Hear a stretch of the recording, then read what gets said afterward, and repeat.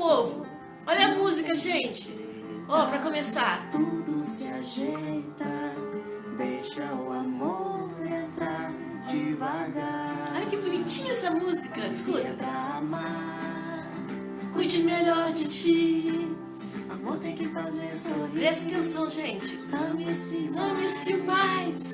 já que é pra É, amar. Rosana. Cuide melhor de ti, amor tem que fazer sorrir. Ame-se mais. Ai, gente. Então, assim, essa semana, eu estudando um pouco, eu descobri uma história incrível de uma jornalista que, aos 3 anos de idade, ela experimentou o álcool como uma criança, brincando, né? Mas aquilo, Indiara, aquilo trouxe desenvolveu uma doença nela, né? E aí ela escreveu um livro, né? Ela ficou 30 anos no uso de álcool, uso e abuso, né? E com a AA, né? Internações e AA, ela consegue se manter bem já há 12 anos, né? Então eu achei muito interessante a história dela, é uma pessoa pública, né? Pode ser que vocês não conheçam, mas é uma pessoa pública e colocou tudo isso num livro, né? Teve coragem. E isso que eu percebo assim nessa irmandade do AA e do NA, é essa coragem que eles têm de ir para a vida e fazer algo por aquilo que foi feito para eles. Eu acho muito lindo isso, né? Então, por isso que eu reforço mais ainda. E ela vai dizer, então, o que eu vou fazer com vocês aqui hoje? Olha só, eu montei aqui um projetor, montei um projetor e eu vou projetar a entrevista dela, né, que foi feita num programa de televisão, e dar acho que uns 20 minutos de entrevista, e eu acho que a gente vai ter um bom material para a gente conversar depois. Então eu achei assim que eu não seria fiel bastante para contar tudo o que eu vi nessa entrevista. Eu achei melhor então reproduzir ela inteira para vocês, fiz algumas edições, né? Mas eu acho que é incrível ouvir ela falar. Por quê? Porque no trabalho das partilhas, que é o que a gente faz nas nossas reuniões de família, você aprende com a história do outro. Então, embora eu traga muitas histórias para vocês, traga conteúdo, traga experiências, um usuário, um dependente químico, ele tem histórias de vivência. Não é? Eu não vivo isso, não vivi, mas o dependente tem história de vivência. E isso aí é que contribui, tanto quanto o familiar, quando está no grupo de família, a partilha dele é de vivência. Então, quando eu trago essa pessoa hoje para vocês, é que a partilha dela possa tocar, tanto quanto tocou a mim, tocar a outras pessoas, como se nós estivéssemos aqui numa reunião de partilha. Que eu acho que isso que é o bacana desse grupo, né? Vocês escrevem aí, eu leio, eu falo, mas assim, não existe a partilha. Eu não estou aqui num grupo só de pessoas que têm problema com álcool ou outras drogas. Nós temos um grupo misto, embora a página seja da comunidade terapêutica. Mas ele se expandiu. Então, várias pessoas acompanham a live e não tem envolvimento direto, às vezes, com dependência química. Então, não existem essas partilhas aqui na nossa reunião. Então, eu vou trazer para vocês essa usuária, essa dependente química, uma alcoolista, que eu acho que vai ser muito, muito bom para vocês saber um pouco da história dessa mulher. E ela está lançando um livro, ela vai contar isso, né? Que ela lançou um livro contando a história dela. E parece que é um livro assim bem leve, bem alegre, que ela conta várias histórias no livro. E uma das histórias, que o nome do livro é Saideira, né? Uma das histórias é a seguinte, e quando ela estava indo para se internar na clínica, ela passa de bar em bar, ela vai com uma amiga dela, e ela vai parando de bar em bar, padaria, boteco, e vai tomando, e vai tomando, e vai tomando, e chega trêbada na clínica para se internar, né?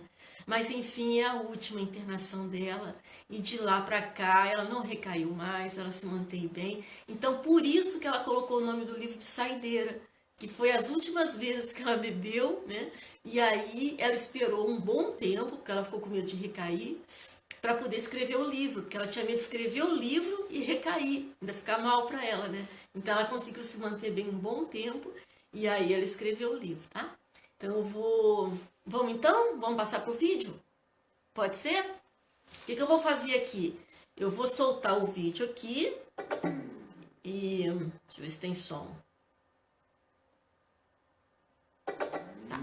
Eu vou soltar o vídeo aqui e vou apagar a luz para ficar melhor. Pode ser?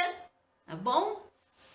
Mas antes, vamos conversar com a jornalista Bárbara Gância. Opa, temos convidada divertida, ilustre. inteligente, escreve bem. Ela já passou pelas redações dos jornais e revistas mais importantes do mundo. Tá no Saia Justa, no GNT e agora tá lançando um livro. O livro da Bárbara Gância. Bárbara, obrigada por vir aqui. No livro também tem umas partes que você fala de recaída, porque a luta contra o alcoolismo, eu chamo alcoolismo de quê? De doença? Eu chamo de doença. Aham. Tem milhões de controvérsias se alcoolismo é doença, se não é doença. Para mim não importa muito se é ou se não é. A única coisa que me importa é que não é mau caratismo. E não é uma fraqueza. Se você falar que um diabético que come doce é mau caráter, então eu falo que alcoolismo é mau caratismo. Mas não é. É uma compulsão. É uma forma de compulsão. A OMS lista como uma compulsão, mas tem gente que diz que é uma patologia a mais, por quê? Porque o metabolismo, depois que você bombardeia, as células começam a esperar que você vá tomar alguma coisa, então elas não produzem mais endorfina, dopamina, oxitocina, que são os opiatos naturais. São aquelas coisas que te fazem ficar feliz, que você sente a felicidade. Sexo faz ficar feliz. Produz serotonina. E aí, para fazer o tratamento, você tem que procurar um grupo de apoio. Dá para fazer sozinha? Você acha que dá para fazer sozinha? Você foi procurar os narcóticos anônimos. Eu prefiro usar os alcoólicos e os narcóticos são a mesma coisa. É o mesmo preceito, só que antigamente tinha muito alcoólicos anônimos porque todo mundo só bebia. Depois, hoje em dia, tem maconha, cocaína, crack, tem dependências cruzadas. Então, eu, por exemplo, eu poderia tranquilamente ir para Alcoólicos Anônimos, porque a minha droga de escolha é o álcool. Mas eu vou para narcóticos, porque tem gente mais jovem, mais divertido, e é um lugar que eu me sinto muito bem. As pessoas têm uma ideia. Outro dia eu faço regime no mesmo método de um grupo de pessoas que se unem e tal. Qual? Ravena? Sim. Vigilância do peso? Sim, é esse tipo, Ravena. E eu cheguei lá e a mulher falou, olha, não precisa se preocupar, não é como Alcoólicos Anônimos. Eu falei, não, eu gosto do Alcoólicos Anônimos. Quem está lá dentro é vencedor. Você não fica dentro do Alcoólicos Anônimos se lamuriando, você fica lá, sabe, quem está do outro lado da rua, no Alcoólicos que eu vou ali na São Paulo Vidal, tem em Pinheiros, tem um bar na frente. E a gente olha e dá risada e fala, nossa, nós estamos nos divertindo muito mais aqui do que o pessoal que está no bar. E quando você falou da dependência que se cria, quando as suas células se acostumam a receber aquele tipo de componente, a mesma coisa com cigarro. Quanto mais cedo você começa, mais as suas células vão se acostumando. Mais passa a fazer parte de você, do seu corpo mesmo, de cada pedacinho, aquele componente. Exatamente. E uma coisa que tem no livro que é muito impressionante é a idade com que você teve a primeira experiência com uma bebida alcoólica, que era quase um bebê, né? 3 anos. Eu peguei uma bebida que estava num carrinho. Carrinho de bebida. Cheio de bebidas, e eu tomei, e daí eu fiquei felizinha, fiquei alegre. Eu tenho 2 bares no primeiro nome, Bará, sobrenome de bebida, porque minha família inventou o haste espumante, que é um tipo de vinho gasoso, aquela coisa toda. E então eu tinha essa vocação, o que eu posso te dizer? As pessoas falam, não, vou tratar do meu alcoolismo no psiquiatra, não sei o quê, porque será que eu comecei a beber porque eu era triste, porque eu era tímido? Na verdade, a gente começa a beber, eu no meu caso, só posso falar por mim, mas eu comecei a beber porque era bom. Porque eu gostava, porque... Aí o segundo porre que eu tomei, eu tinha 6 anos, que foi com aqueles bombons com licor Cherry dentro. Brandy. Exatamente. Bombom com licor de É um cereja. bombom conhecido. Era o favorito da minha avó. É. E eu fazia a mesma coisa que você. Furava e... Só que eu furava, jogava fora Tá o vendo? líquido Tá vendo a pra comer o diferença? chocolate. Tá vendo, Mauro? A diferença. Eu furava pra jogar fora, porque eu achava aquilo ruim. Pois é, e daí o terceiro, eu estava num churrasco, meu pai estava jogando futebol com o pessoal lá do automobilismo, que o Mauro também conhece, e daí eu vi um ponche, e achei aquilo a melhor coisa do mundo, comecei a tomar, minha irmã não viu. Cheio de frutinhas, Cheio de frutinha né? e tal. Coisa bonita. Acabei deitada, olhando a lua numa estrada, e meu pai me procurando, numa estrada de terra, porque eu estava em Pirapora. Você acredita? Quer dizer, e daí eu comecei a beber com 14 anos, 15 anos. A droga era o álcool. Era o álcool, mas também era um tipo de álcool, porque eu nunca cheguei ao gin. Hoje em dia, você estava falando uma coisa que é fundamental, que é o fato de que quem começa cedo vai ter problema. Porque se você começa antes dos 25 anos, a gente fala 18 porque tem que estabelecer uma maioridade, mas se você começa, o teu corpo se forma até os 25 anos, você cresce, você se desenvolve, você adquire maturidade e as suas sinapses se juntam. Antes disso, você tomar qualquer droga que seja, é criminoso, porque você evidentemente vai ter problemas, sabe? Você tem que começar qualquer coisa que você informação ainda. Falta de informação, falta de prevenção, falta de supervisão dos pais. Você acha que no caso do álcool, o tratamento que a gente dá pro álcool, ele é muito permissivo ainda na sociedade? A indústria já mudou muito. Eu acho que a gente vive numa era de sustentabilidade. E com o exemplo do tabaco, é claro que álcool não é igual ao tabaco, porque tabaco eu comparo com arma e faca. Faca serve para cortar bolo e a arma vai te matar, não tem outro propósito. Então, o cigarro vai te matar, a bebida é consumida no mundo há 6 mil anos para comemorar, para festejar casamento, vitória esportiva. Pódio da Fórmula 1 tem champanhe, né? Só na Fórmula Indy que tem o leite, porque o cara é dono, produz leite. Mas, quer dizer, é uma coisa que só algumas pessoas, a gente estima que é tipo uns 10, 15% das pessoas que chegam a ter problema. Então, o que precisa mais do que tudo é informação, é interação entre governo, educadores, saúde, pais, igreja, tudo tem que se unir e tem que começar a se informar, porque a gente não tem ideia o que é alcoolismo no Brasil. Quando eu fui escrever meu livro, eu vi que não tinha nenhum livro, porque esse tipo de experiência de você falar, puxa, eu conheço essa mulher, ela faz o programa tal, ela tem esse problema que eu tenho. Você teve esses momentos de apagar, de não lembrar o que tinha feito? Quando você começa a ter apagão, é porque você já está com problemas. Porque para você chegar a ingerir tanto álcool tão rápido, para você não lembrar de nada no dia seguinte, é porque a coisa já está saindo de controle, né? As pessoas perguntam muito o que é alcoolismo, o que não é. Alcoolismo tem alguns sinais. Quando você começa a se meter em encrenca, antigamente a gente falava em alcoólatra, falava naquele cara que bebe, acorda de manhã, pega uma garrafa debaixo da cama. Você vê, eu tenho emprego, a gente trabalhou juntos desde os anos 90 na Folha de São Paulo. Você sempre foi produtiva. Eu sempre fui uma pessoa que bebia, mas funcional.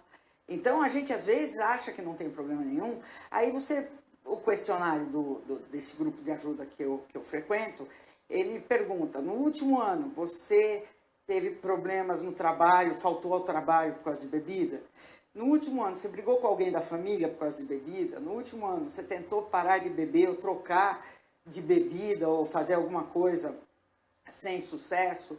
No último ano, você entende? Tem umas 24 perguntas. Se você responde 3 ou mais sim, é porque você pode ter um problema. Mas é você que vai decidir se você tem um problema ou não, porque é legalizada a bebida, né? Como é que você percebeu que você tinha um problema? Quando você percebeu Bom, que eu você percebi, tinha eu acho que na primeira... Conta que você gabaritou esse questionário. Exatamente. Check. Eu fui Castro e eu. Acertei todas, e agora?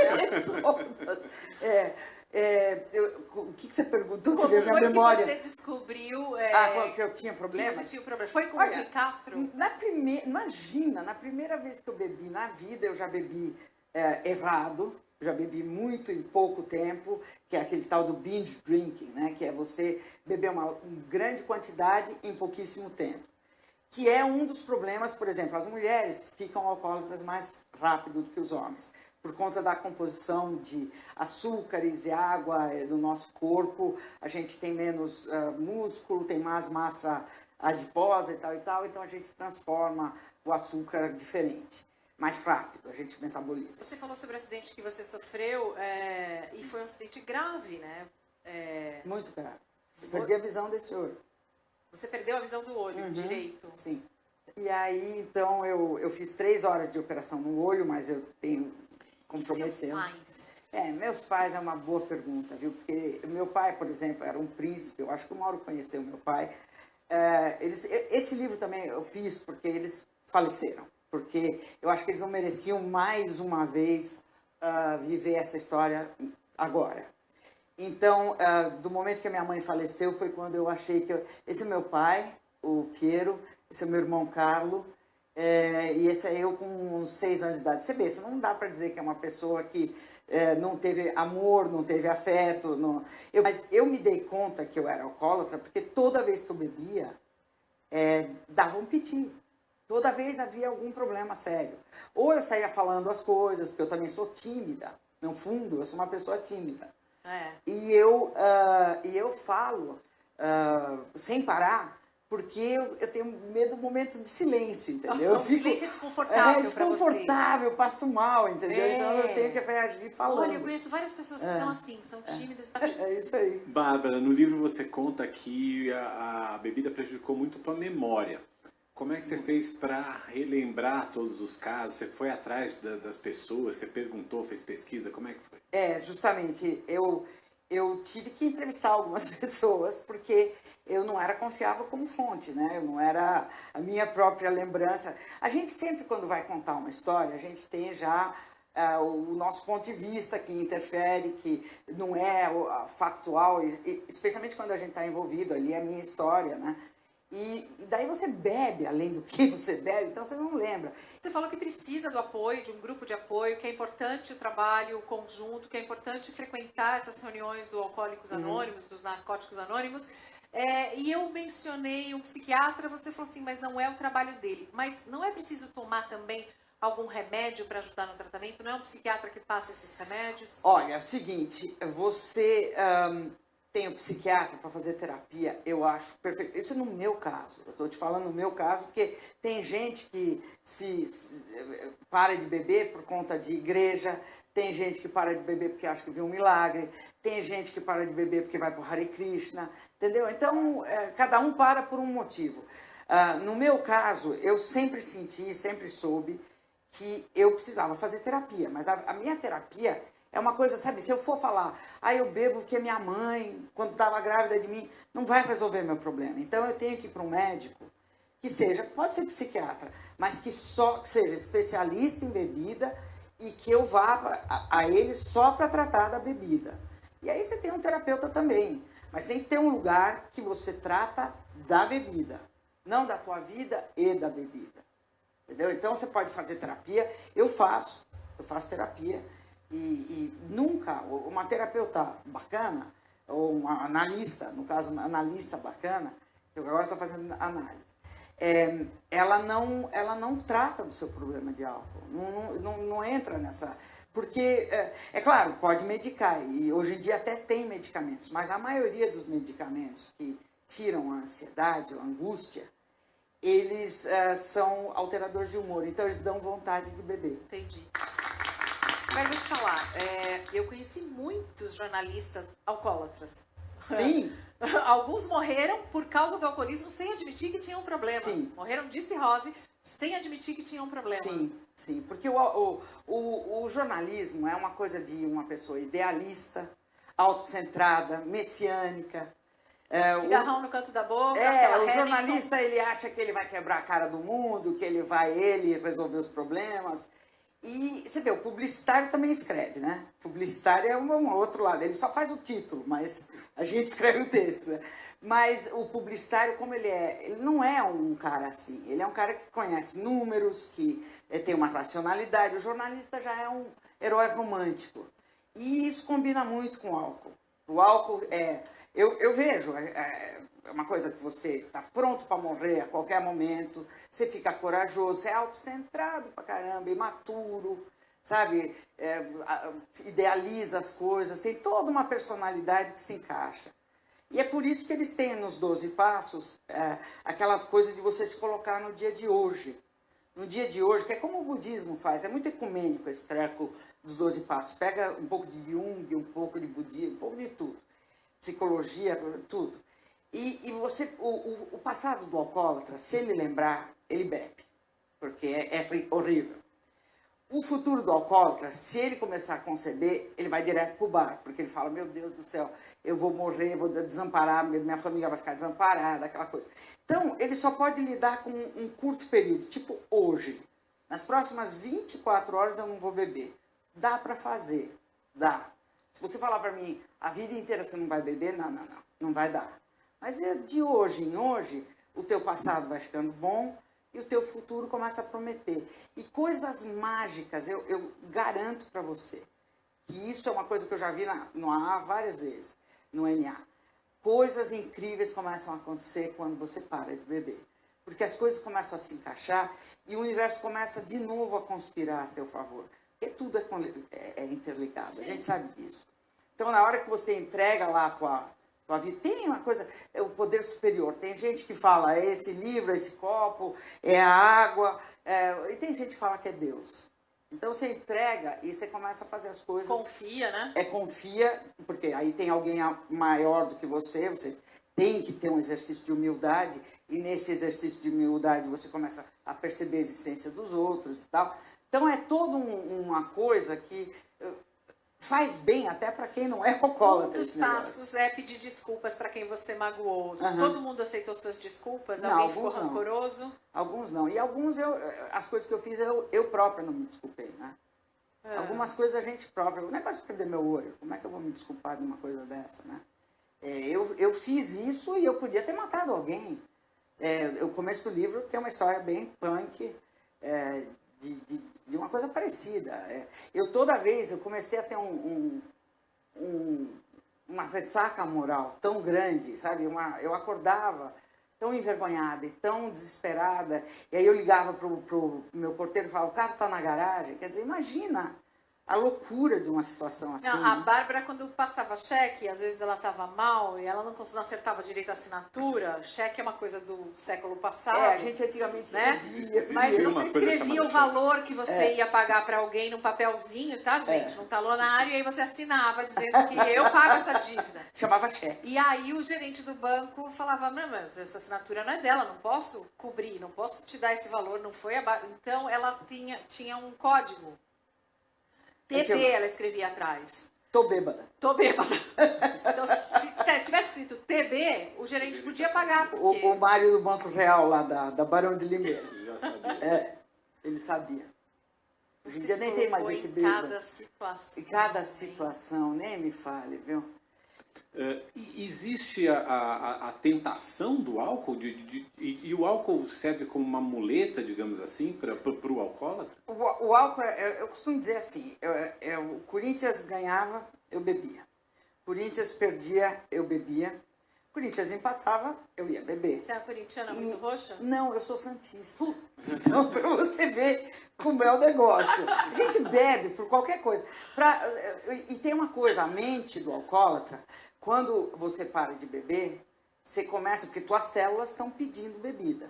Elas não estão produzindo a serotonina. Então, a tua mente começa a te pregar a peça e falar, meu marido está me traindo, minha mulher está me traindo, meu patrão, aí você arma uma briga e aí você tem que beber. Sabe que eu não entendo? Porque não tenho nenhuma relação mais próxima com bebida, nem gosto muito, mas eu não entendo por que um alcoólatra, um ex-alcoólatra, não pode voltar a beber uma dose que fosse social. Porque as células vão de novo despertar. As células vão falar, opa, tá voltando a bebida, vou parar de produzir porque já tem essa marca no teu corpo. É essa que é a alteração do metabolismo, que por isso que o alcoólatra não pode. Porque se no momento que ele começa de novo a ingerir álcool, ele vai de Encerra novo. uma produção de uma aí coisa se boa. ele não tomar, se ele parar, ele vai de novo sentir aquela angústia. Tudo começa de novo. Então, é por isso que você não pode brincar com isso, sabe? E você não pode brincar mesmo, porque eu já recaí várias vezes.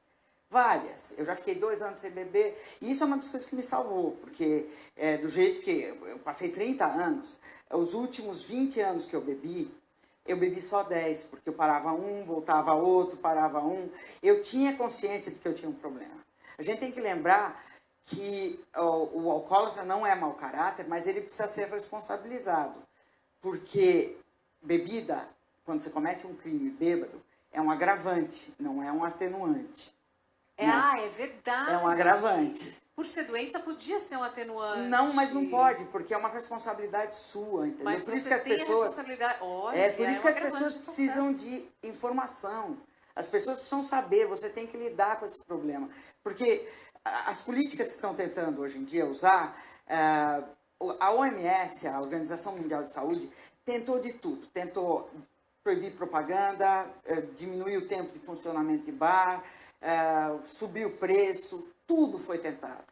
Mas não conseguiu. Por quê? Porque começaram a perceber que depois que a pessoa já instalou o alcoolismo no corpo, Não blá, tem blá, jeito, as pessoas blá, blá. escondem garrafa, não é embaixo da pia da cozinha, é em qualquer lugar, Tem em nos todo lugares lugar, mais absurdos. tem em todo lugar, Você já chegou a fazer alguma coisa para disfarçar?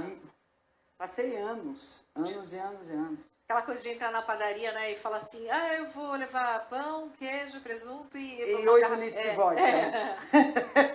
Você conta essa história no livro, né? É engraçado também. Tem. É por isso que eu falei, o jeito de contar é engraçado, que teve uma mulher que chegou na padaria e pediu presunto, queijo, e a atendente falou assim, olha, dona, leva a sua vodka, porque a gente já se conhece há tantos anos, né? Pra que ficar comprando presunto, pão, queijo? Pra quê? A gente sabia que a senhora veio fazer aqui, Não, né? ela comprava um pacote de cigarro, eu própria, né? Comprava um pacote de cigarro, uma vodka e leite, queijo, tal, 6 horas da manhã.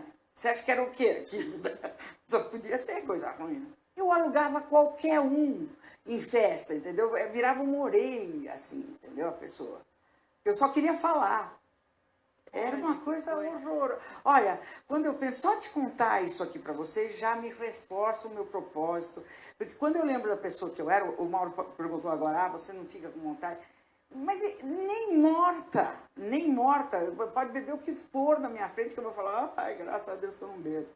Não. Graças a Deus que eu não bebo. Nem você é uma pessoa que tem bom humor e que tem muita coragem. Eu sei o que é uma pessoa tímida, enfrentar os seus medos e suas barreiras e se colocar e se expor para contar uma história dolorosa, dolorida, mas que é importante ser contada e ser compartilhada. Então, eu te parabenizo pelo livro A Saideira. Eita! Vamos continuar aqui agora, tá? Vamos voltar ao nosso bate-papo. E aí, gostaram, gente? E aí? Legal, né? Histórias, histórias, histórias. Eu achei muito interessante, vim trazer isso para vocês. Por quê? Porque embora o alcoolismo seja a pior das doenças da dependência química, a que tem mais poder de destruir silenciosamente, de ser bem disfarçada, né? Apesar disso tudo, apesar da gente ver a destruição que o álcool faz, a gente não senta para falar sobre isso. A gente pouco discute sobre esse assunto. É como se ficasse lá dentro daquela gaveta. Tem tanta coisa para se falar, né? E por que a gente não discute isso? Porque é uma doença silenciosa. E você agora aí pode estar pensando, mas eu não tenho problema com álcool. Mas ele é silencioso e quando ele dá o sinal já não dá mais. A coisa já está lá no fundo do poço. É assim que ele faz. Ao contrário das outras substâncias, principalmente as inalantes, que elas viciam muito rápido. como tabaco e qualquer uma outra que seja, que vá direto para o seu cérebro. E as inalantes são mais rápidas, então.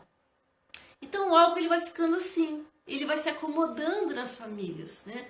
E aí você vê como é que começou essa história dela, né? Com 3 anos, né? Ela pegou lá, brincando, ou sei lá o que, experimentou e dali despertou. E eu pergunto para vocês, principalmente os que têm criança em casa, pré-adolescente, vem escrito na testa que você tem uma predisposição alcoólica? Vem escrito? Você sabe? Você não sabe. Você só vai saber se experimentar. Entende? Então, porque por mais que a pessoa igual ela tinha uma família legal, tudo organizadinho, pai, mãe e tal, digamos assim, não era uma família disfuncional, que isso é um dos fatores, né? Ela poderia ter uma hereditariedade? Talvez, quem sabe lá na família, né? Mas ela tinha uma predisposição que não estava escrita na testa dela. É como ela disse, não tinha problema, mas ela tinha uma predisposição orgânica para o álcool. E é esse o cuidado que a gente tem que ter. Porque às vezes, no pré-adolescente, tem famílias que colocam para experimentar a bebida em casa e acham que isso é uma prevenção. Porque bebendo em casa, pelo menos não vai beber a primeira vez com os amigos. Então deixa que eu dou. Só que tem uma lei que diz assim, ó, é proibido, é crime dar álcool a menor de idade. É crime. Se é crime, é crime. Então, por que dá álcool para o menor de idade mesmo dentro da sua casa? Porque se você tiver informação, você vai saber como educar o seu filho para o uso de substância. Que não é dando para ele experimentar, mas é orientando sobre os tipos de bebida, quando beber, que idade beber, com quem beber. Porque eu já falei na outra live, eles vão acabar indo para o mundo. Né? E você sabe como orientar? Você sabe dar o exemplo dentro de casa? Quer ver uma coisa simples? Beba com limite dentro de casa. Beba, você não vai deixar de beber. Ok. Né? Mas pare. Mostre que tem um limite. Mostre que tem a hora de parar. Porque depois o teu filho, quando adulto, ele vai ter isso na consciência. E embora ele esteja numa festa, ele esteja bebendo muito, ele tenha alguma predisposição, pelo menos ele vai lembrar. O meu pai e a minha mãe tinham uma hora de parar. Isso já vai ajudar. Os pais vão promover uma festa de aniversário para as crianças, não sei. Vai ter cerveja? Ok. Tenha uma cerveja, uma quantidade que seja saudável para aquelas pessoas que estão ali. Mas não, o que a gente faz? Fica chato, né? Se acabar a cerveja, fica chato. Aí faz aquela vaquinha, né? E compra mais engradado de cerveja. Para não ficar chato. Ai, acabou a cerveja, então vamos comprar mais. Então, assim, eu acho que o mínimo também que a gente pode fazer pensando no coletivo é, quer servir uma cerveja? Ok, sirva pouco. Né? O suficiente para a pessoa se sentir acolhida, seja gentil, seja educado, 1 ou 2 copos, mas que não seja em excesso, que aí a criança também vai perceber, o pré-adolescente, que dentro daquela família trabalha-se dentro de um limite. Né? E o cuidado maior que a gente tem que ter, principalmente na pré-adolescência, é saber que ele está com uma identidade totalmente confusa, né? Ele não sabe se ele é criança, se ele é adulto. Então ali, ó, nessa dúvida, nessa timidez, ele pode usar do álcool como forma de ter coragem para chegar numa menina, né, para falar com alguém, para dançar, para se divertir. Então tudo isso, se for bem orientado no início e principalmente se a família conseguir dar uma educação emocional para o filho, ele vai para o mundo mais estabilizado. Porque se a educação emocional não começar dentro da própria casa e esse jovem for para o mundo já com essa fragilidade, com questões, com dúvidas, que não tenha esse amparo em casa, ele pode sim usar do álcool para poder ter mais coragem, para poder sair para o mundo. E aí, é o que eu falo, você não sabe se tem a predisposição. Até os 21 anos, mais ou menos, o cérebro está em formação. Né? Se ele usa qualquer substância antes dessa idade, pode afetar uma parte do cérebro desse menino, dessa menina, para ele tomar decisões na vida dele. Futuramente, ele vai ter dificuldade de tomar decisões, porque já usou o álcool no momento em que estava em processo de desenvolvimento desse cérebro dele. Então são coisinhas e coisinhas e coisinhas que, se a gente for juntar todas essas lives que eu já fiz, eu estou sempre falando alguma coisinha com vocês. Mas eu ainda fico pensando aonde que está a informação no geral. Aonde que está a preocupação com isso? Principalmente das famílias, né? Estão atentando para isso? Estão olhando para isso? Estão olhando para os excessos? Sabia que eu vi essa semana um psiquiatra, professor da Faculdade de Medicina da USP, contando que os alunos de medicina, eles têm um campeonato que eles vão para uma cidade do interior e promovem jogos, tipo Olimpíadas, né? Entre turmas, só que é regada a álcool e muita droga. E tem um determinado momento dessa Olimpíada em que senta um aluno na frente do outro com vários copinhos de bebida. E ganha quem não cair. Porque quem cair da cadeira, ele vai cair em coma alcoólico. Como todos são estudantes de medicina, eles já estão preparados para transportar esse aluno para um pronto-socorro. E eles sabem que se ele vomitar nesse coma alcoólico, ele morre, porque vai para o pulmão. Então eles já pegam o rapaz, viram de ladinho e colocam na ambulância para levar para o pronto-socorro. Sabe quem são esses? Nossos futuros médicos, né? Então, assim, não dá para a gente confiar muito que o médico tem consciência do que é o uso e abuso de álcool. Então, não é qualquer médico que a gente procura para pedir uma orientação. Um psiquiatra, mesmo um psiquiatra, vocês devem saber a procedência, se ele tem alguma formação na área, né? Se ele já trabalha nessa área, para poder pedir ajuda, né? Então, e mais uma vez, assim, lembrar que ela até citou, né, esse uso de muita bebida, né, em pouco tempo, né, que é o pileque, né, gente? É o pileque. E você sabe, eu falei na semana passada, né, a quantidade que você pode ingerir, né? São 4 doses para as mulheres e 5 doses para os homens. E assim, mas a dose é o seguinte, ó, ela tem, cada dose, ela deve ter 14 gramas de álcool puro. E 14 gramas de álcool puro tá numa tulipa de chope, numa latinha de cerveja. Então, em 2 horas, se você consome mais que homem, 5 latinhas de cervejas e mulher, 4 latinhas de cerveja, você já está comprometendo o teu cérebro e o teu organismo. E o vinho seria o quê? 4 tacinhas de vinho. Para a mulher, 5 tacinhas de vinho. Ou 4 dosezinhas de pinga, ou vodka, ou whisky para as mulheres e 5 para os homens. Aí depois a pessoa fica com preconceito que o outro bebe uma cachaça. Mas 4 cachaçinhas e 4 cervejas, calcula. Por quê? A cachaçinha, ela é pouquinha, é 45 ml. E a cerveja é 350. Entende? Então a pessoa pensa assim, não, eu não bebo, eu só tomo uma cervejinha. Bebe sim, bebe muito.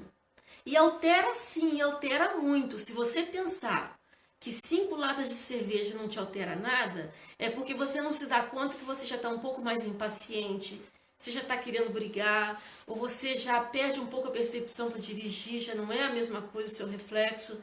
E quando você não se dá mais conta disso, é porque você já foi criando tolerância. Aí você vai bebendo mais, sabendo que o teu organismo, o teu cérebro, ele aguentam 5 copos de chopp, 5 latas de cerveja em 2 horas. Então não creia que você é forte para bebida. Não creia isso. Às vezes a pessoa tem no fígado mais enzima e que ajuda no processo de digerir esse álcool. Então o álcool não vai puro para o teu cérebro. Mas tem uns que não tem tanta enzima assim. E o álcool vai puro para o cérebro. E causa um dano horrível. Então, assim, não brinca com isso não, gente. Vocês estão pensando que vocês estão tomando cerveja tranquilo, né? Olha direitinho. Não é assim, não. Vai criando dependência silenciosamente. Depois você não sabe mais voltar. Então,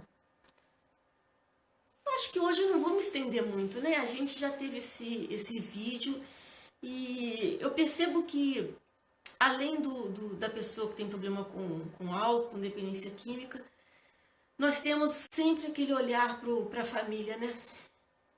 A família sofre muito, né? Todo aquele que está envolvido com um alcoólatra, um dependente químico, sofre muito, né? E é uma pena que a gente não tenha uma política, assim, pública que consiga fazer algum controle desse abuso, como foi feito com o tabaco. Não é? Foi tão bom, reduziu bem. Mas por que reduziu bem? O tabaco, quando eles começaram a colocar as leis, vocês lembram que foi colocado claramente, se você não fuma, mas está do lado de alguém que fuma, você também está se intoxicando com o cigarro do outro. Lembra quando começou essa campanha? E aí todo mundo começou a se afastar do fumante. Então as próprias pessoas começaram a fazer um manifesto contra o fumante. E o fumante foi perdendo força. Né? Só que o álcool também causa transtorno para quem não bebe. Lógico que causa. O cara te atropela, você está na calçada ali, o cara vem bêbado e te atropela. Né? O cara, se você trabalha numa empresa de turno, né? Você trabalhou até meia-noite, 0 hora, e você vai virar, o cara tem que chegar bem para você sair do seu turno. Aí o cara chega bêbado, né? Ou chega de ressaca. Aí você já não consegue mais sair do seu turno, você vai dobrar. Então, lógico que causa dano a quem está perto e não bebe. Então, se a gente tivesse uma coisa mais assim, ó, né, mais de manifestar mesmo o incômodo do outro que bebe, não sei. Assim com o tabaco deu certo, né? Podia ser. Mas a família, gente, eu queria deixar aqui para quem tem um familiar com problema de dependência de álcool, dependência química. Eu já falei em outras lives isso, né? Tem que procurar ajuda tanto quanto o dependente químico, né? Tem, porque o que acontece? É tudo muito junto, adoece todo mundo junto, né? Então, assim como tem o AA e o NA, que são para os dependentes químicos, e o AA para os alcoólatras. Temos também o Al-Anon, que é o grupo de famílias de alcoolistas. E temos o Nar-Anon, que é o grupo de famílias de narcóticos. E temos também o amor exigente. Então, quem tem problema com pessoa com dependência química, precisa procurar um grupo de apoio que fale diretamente nesse assunto. Então, esses grupos que eu falei aqui agora são os grupos mais indicados para poder ajudar o familiar dependente químico, que está sempre tentando controlar, está sempre correndo atrás, está sempre tentando tirar do chão, e não adianta, porque ele tem que querer. Não adianta. O familiar não cura o dependente químico. O familiar não cura o alcoólatra. O familiar não controla o alcoólatra, não controla o dependente químico. E o familiar também não é culpado por isso. Não tenha esse peso de culpa. Então o familiar está adoecido junto com ele. E quando o outro não quer procurar ajuda, o familiar tem que se fortalecer num grupo. Porque vai ficar pior. Vai ficar muito mais doente do que o alcoolista, do que o dependente químico.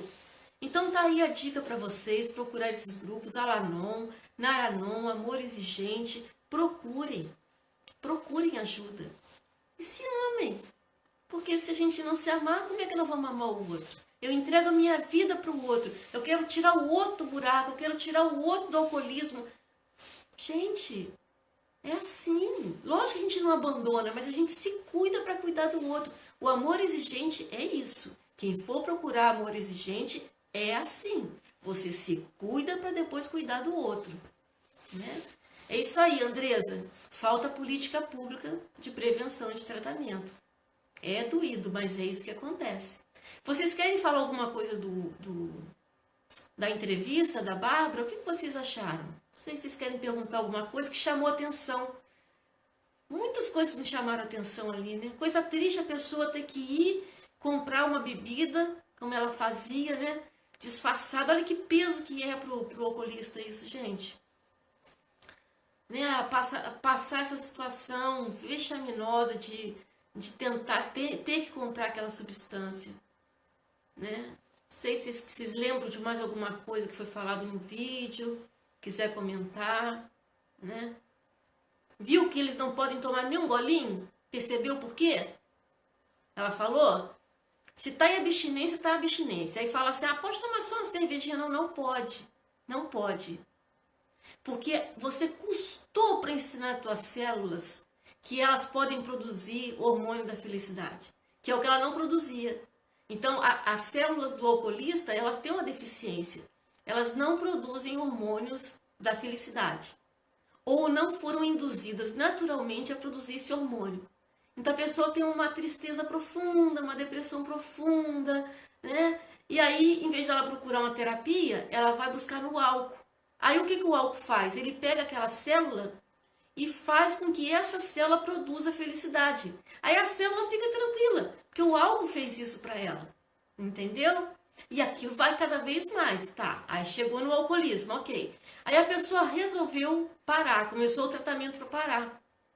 Ela pode tomar uma medicação para induzir essas células a produzir esses hormônios, né? E fazer o tratamento do AA, que é o condicionamento mental para parar de beber.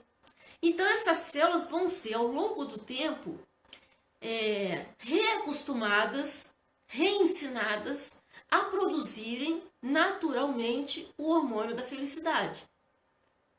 Se você bota um pouquinho de álcool na boca, ou a sua droga de preferência, essa célula vai novamente falar, tá bom, o álcool chegou, vou dormir. Aí a célulazinha dorme, não produz mais o hormônio da felicidade, e a pessoa novamente vai precisar de mais um pouquinho de álcool, mais um pouquinho de droga, vai usando, e volta a dependência química, e volta ao alcoolismo. Então é esse o processo. Gente, se a gente entender cientificamente como é que essas coisas se dão, a gente pega isso assim de um jeito que não é safadeza, não é sem vergonhice, não é... É doença, gente. É doença, né? É por isso que eu peço para vocês, olhem para essa felicidade de vocês sem precisar de nenhuma substância. Eu estou falando do álcool, mas já falei de outras aqui, que não precisam de substâncias químicas fora da sua natureza para poder produzir essa felicidade em você. Faça isso. Produza isso naturalmente. Vou botar a carga aqui no celular. Bateria. Tá acabando. Descarrega. Entendeu? Então é isso, gente. Nós vamos encerrando por aqui. A bateria do celular já tá acabando. Mas tá bom. Tá indo, né? Foi bom assim, Andresa. Deixa eu ver. Pois é, Andresa. Ah, meu Pai eterno. É isso que eu tô pedindo, gente. É prevenção. Entende? Porque quanto antes começa o uso do álcool, pior é. Pior é. Então tenta evitar. Quanto mais prolongar a primeira vez, o primeiro uso, melhor. Junta aí todo mundo. Segura essa criançada, segura esses jovens. Né? Não vamos deixar escapar, não. Não, gente, podemos ir? O que vocês acham? Mais alguma coisa? Andresa, depois eu leio tudo. Tem bastante coisa que você escreveu aí. Né? Deixa essa musiquinha aqui pra gente encerrar. Saudade de vocês todos, gente. Chegar perto, abraçar. Eu sei, não sou ninguém pra vir dando conselhos, mas tudo que aprendi depois de tantos erros é que o amor está bem dentro de ti. Se cuidar, né, gente? Eu sei que todo mundo espera isso mais depressa, mas é bom saber que o amor começa em amar a si, que tudo flui bem. Tente pensar. Agora, gente, olha, que e lindo. aprender com a dor. Se é pra recomeçar, que seja como for, não tem receita, tudo se ajeita. Deixa o amor entrar devagar. Se é pra amar, Ai, gente, cuide melhor de que ti. isso? O que eu posso passar mais pra vocês? Vamos fazer isso, né? Já que é pra A gente vai amar, fazendo. cuide melhor de ti. Amor tem que fazer. Vai levando pros outros também, tá, gente? Então é isso aí, ó. Deixar essa sementinha pra vocês. Saudade também, Márcia. Deixar essa sementinha pra vocês, tá?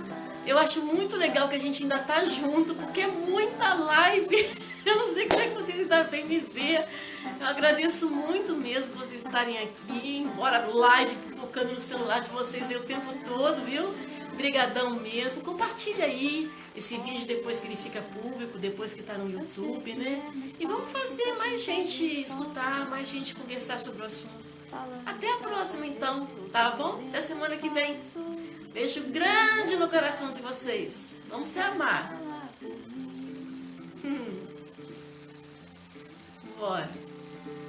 Quando Beijo, gente.